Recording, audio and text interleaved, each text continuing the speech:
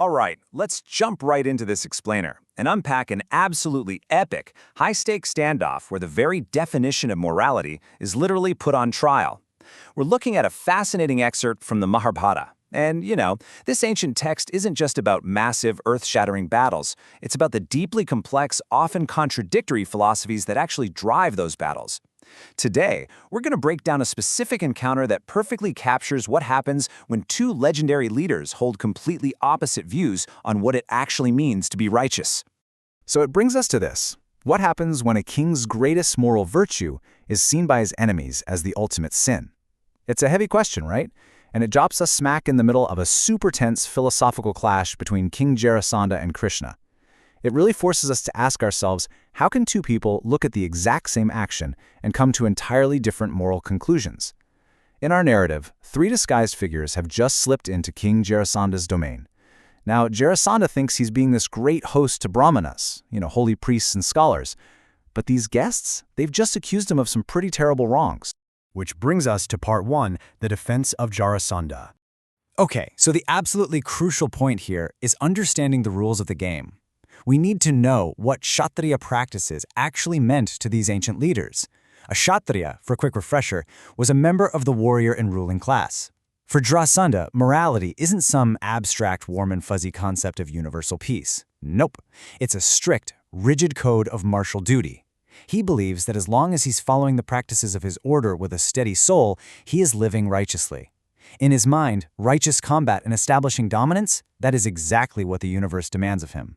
And this brilliantly illustrates his genuine confusion. He actually says, "I fail to see the injury I did unto ye." He firmly, truly believes he hasn't harmed anyone unfairly. It's wild, but in his mind, he is following the ultimate moral code. He even tells his accusers that anyone actually acquainted with morality applauds Kshatriya practices, and since he hasn't injured those directly under his own protection, he views these charges as just completely bogus. He's standing his ground 100% confident in his own righteousness. Let's shift gears to part 2, Krishna's moral counterstrike. Because Krishna immediately flips the script. He delivers this piercing accusation that just totally shatters Jarasandha's claim of innocence. Krishna essentially says, look, you cannot hide behind the title of a warrior to justify sheer cruelty. He points out that Jarasandha has literally dragged many kings of the world as captives to his city. To Krishna, the idea that a king could act so wrongfully towards other virtuous kings and still call himself innocent is just an absolute contradiction of true moral duty. And then, Krishna brings the dark reality of the situation out into the light with a really raw rhetorical question. He asks, "Why dost thou therefore seek to perform a sacrifice unto God's Sankara by slaughtering human beings?"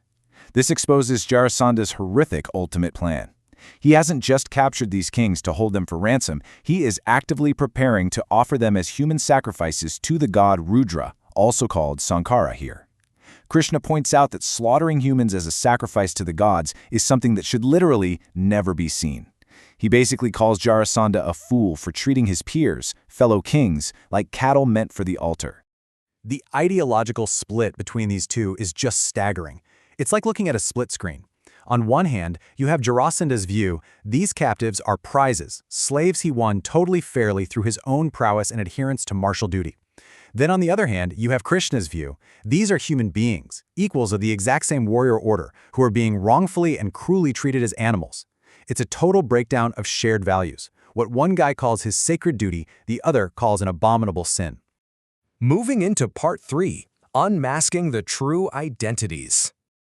Before dropping the disguise entirely, Krishna breaks down the true theological rules of their order, just to completely dismantle Jarasandha's logic.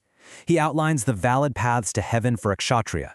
Sure, studying the Vedas, getting great fame, doing ascetic penances, those are all commendable.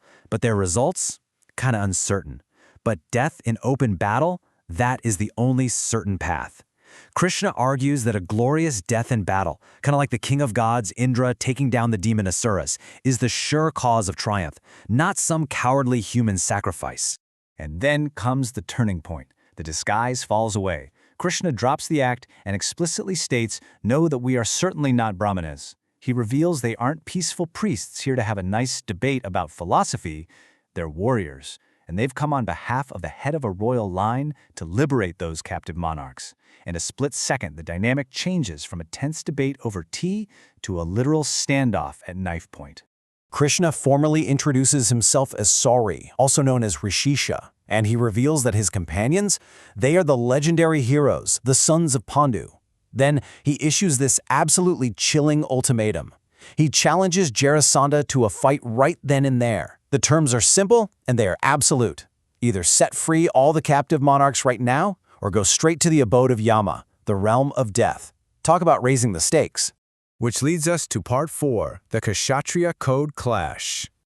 So faced with these legendary opponents, Jarasandha stubbornly refuses to back down. He anchors himself right back to his code. He doubles down, telling Krishna, "I never make a captive of a king without first vanquishing him." He's basically asking, who's locked up here that I didn't beat fair and square? To Jarasandha, letting them go out of fear just because Krishna threatened him, that would actually violate his sacred duty. He genuinely believes his actions are justified by the very same warrior code they both claim to uphold. Embracing the challenge head-on, Jarasandha makes his stance crystal clear. He tells Krishna there's no way he's liberating them out of fear.